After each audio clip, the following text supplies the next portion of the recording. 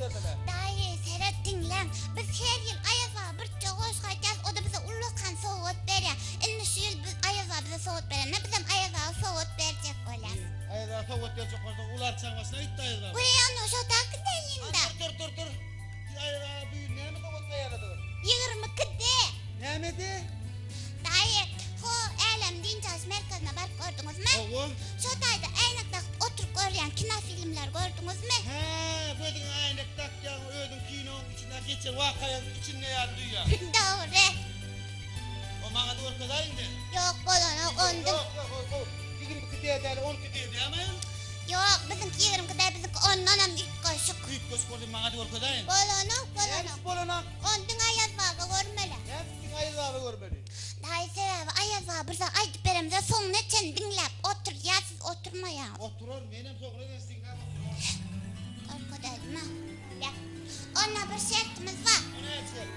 Hazır karışın. Birinci bilen şu aynalı te kutoryanca çıkarmalar.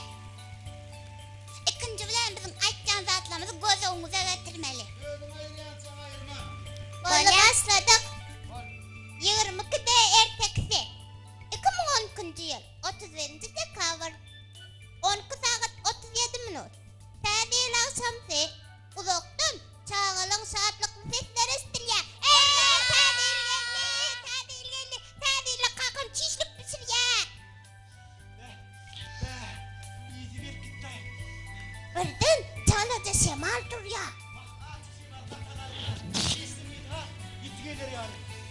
Şemal. Bu işlerin önüne sebepli yankı çişinin iyisi hatam gittiler ya.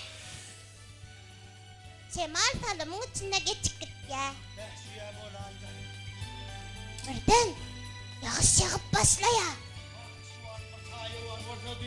Gen alaymalı o dayın eden ardığı destine hasıl var ya.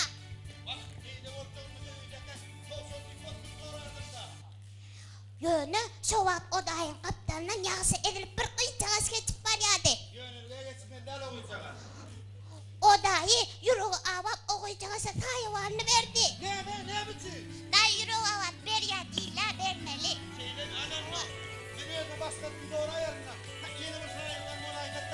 Kıylansak da o dayı ikinci ardığı hasıl bulmadı. Yağış katışıklı. Kar yağıp başladı. O dayı üşep atkırıp başladı. Birden yağış katışıklı kar geçip gitti.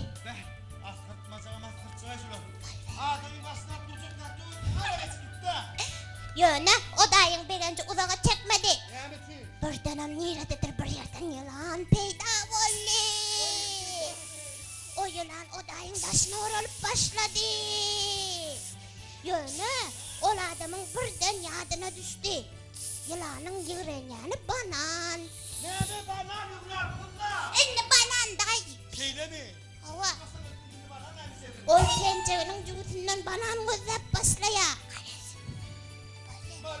Dele. Kaçırdın ana. O dayı banan.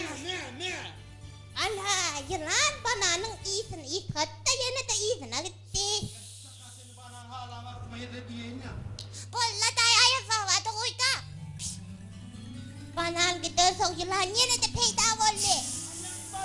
Ol yok kaynansak da ol insan banandı. Yılan dayın taşına olup başladı. Hücum etti adama.